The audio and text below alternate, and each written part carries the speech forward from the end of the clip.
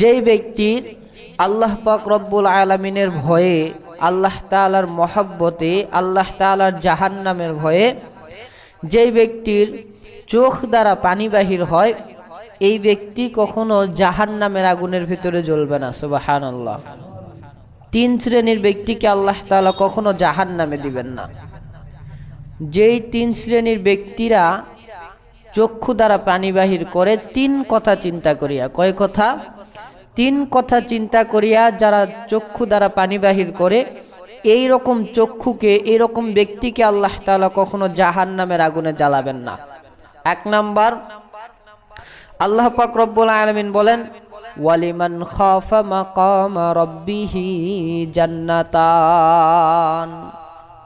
আল্লাহ পাক রব্বুল আলামিন বলেন, যেই চক্ষু, যেই ব্যক্তি নিজের চোখ দ্বারা আমি আল্লাহ পাক রব্বুল আলামিনকে ভয় করে, নিজের চক্ষু দ্বারা পানি বাহির করে, আমি আল্লাহকে ভয় করে পানি বাহির করার কারণে এই ব্যক্তিদেরকে আমি জাহান্নামের আগুনে জ্বালাবো না। সুবহানাল্লাহ।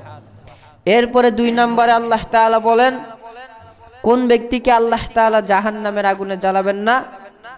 ওয়ায়াতাজান্নাবুহাল আশকা। আল্লাহ পাক রব্বুল আলামিন বলেন, যেই ব্যক্তিরা জাহান্নামের আগুনের চিন্তা করে নিজের চক্ষু দ্বারা পানি বাহির করে, এই ব্যক্তিদেরকে জাহান্নামের আগুনে কখনো জ্বালানো হবে না। সুবহানাল্লাহ। কিসের কথা চিন্তা করিয়া? জাহান্নামের আগুনের চিন্তা করিয়া, যে মৃত্যুর পর যে আল্লাহ পাক রব্বুল আলামিন এই জাহান্নামের আগুনের ভিতরে আমাকে জ্বালাবে, এই জাহান্নামের আগুনটা কত ভয়ঙ্কর হইতে পারে, এই কথা চিন্তা করিয়া যে আল্লাহর বান্দা নিজের চক্ষু দ্বারা পানি বাহির করবে, আল্লাহ পাক রব্বুল আলামিন বলেন এই চক্ষুকে কখনোই আগুনে জ্বালানো হবে না। 3 নম্বর আল্লাহ পাক রব্বুল আলামিন বলেন, ওই চক্ষুকে কখনো জাহান্নামের আগুনে জ্বালানো হবে না, যেই চক্ষু দুনিয়ার সমস্ত লোভ লালসাকে ত্যাগ করে একমাত্র কবরে যাওয়ার টেনশন করে চক্ষু দ্বারা পানি বাহির করে, এই চক্ষু কখনো আগুনে জ্বলবে না। তাহলে কয়টি চক্ষু আগুনে জ্বলবে না?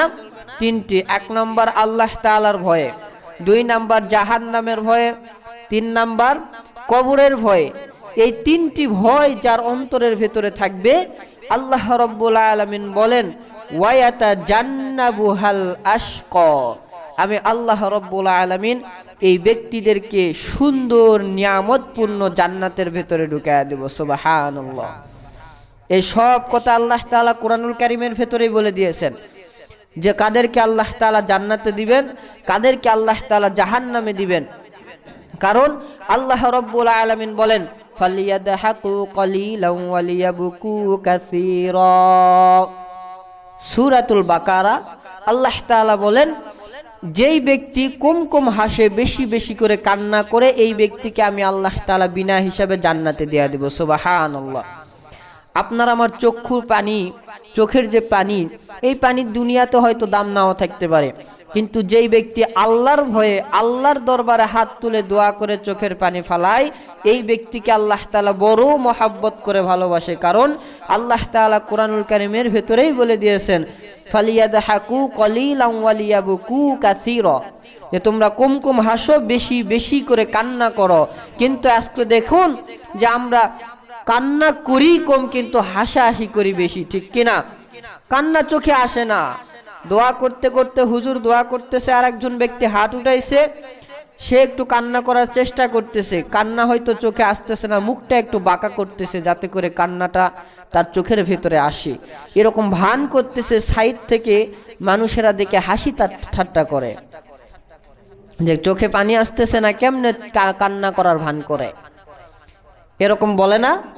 এরকম অনেকে হাসাহাসি করে। কিন্তু আল্লাহ তাআলা বলেন, ফালিয়াদহাকু কলিলান ওয়ালিয়াবকু কাসীরা, যে তোমরা কম কম হাসো, বেশি বেশি করে কান্না করো। আল্লাহ তাআলার নিকটে চোখের পানির বড় দাম।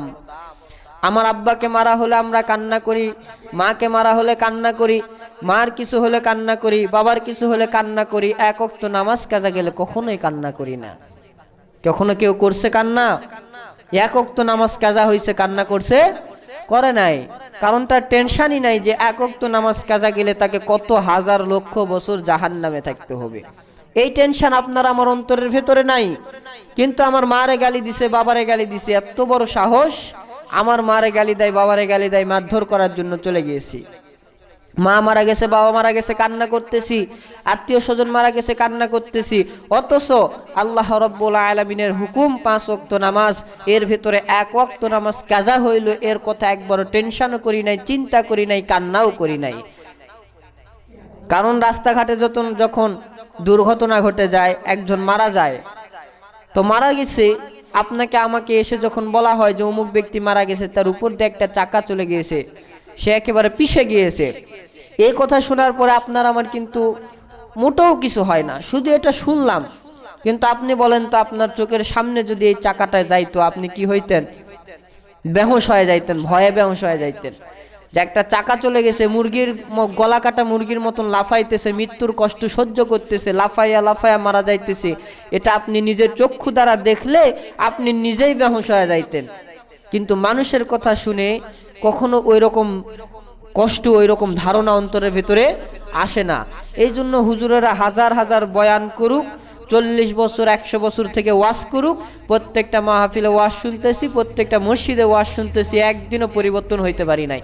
কারণ আমরা জাহান্নামের আগুন যে দেখি নাই, জাহান্নামের আগুন আমরা দেখি নাই। জাহান্নামের আগুন দেখলে তো আমরা বুঝতাম যে জাহান্নামের আগুনটা কতটা ভয়ঙ্কর হইতে পারে। কিন্তু সাহাবাই কেরামকে যখন রসুল বয়ান করে শুনাইতেন, সাহাবাই কেরামেরা কান্না করে করে গড়াগড়ি করা শুরু করে দিতেন। কেন? তারা মনে মনে ধারণা করতেন যে রসুল বলতেছে, আমরা নিজের চক্ষু দ্বারা সেগুলোকে দেখতেছি। সুবহানাল্লাহ। কিন্তু আপনি আমি সেগুলো ধারণা করি না, শুধু হুজুর বলতেছে শুনতেছি, বাস হয়ে গেল। আল্লাহ রাব্বুল আলামিন কোরআনুল কারীমের ভিতরে বলেন, ওয়ালিমান খাফা মাকামা রাব্বিহি জান্নাতান। আল্লাহ রাব্বুল আলামিন কোরআনুল কারীমের ভিতরে বলেন, যেই চক্ষুটা আল্লাহ রাব্বুল আলামিনের ভয়ে চক্ষু দ্বারা পানি বাহির করে, এই চক্ষুটা আল্লাহ পাক রব্বুল আলামিন কোনদিন জাহান্নামের আগুনের ভেতরে জ্বালাবেন না। কেন জাহান্নামের আগুনের ভেতরে আমার আল্লাহ এই চক্ষু দ্বারাটা জাহান্নামের আগুনে জ্বালাবেন না? তার একটা কারণ আছে।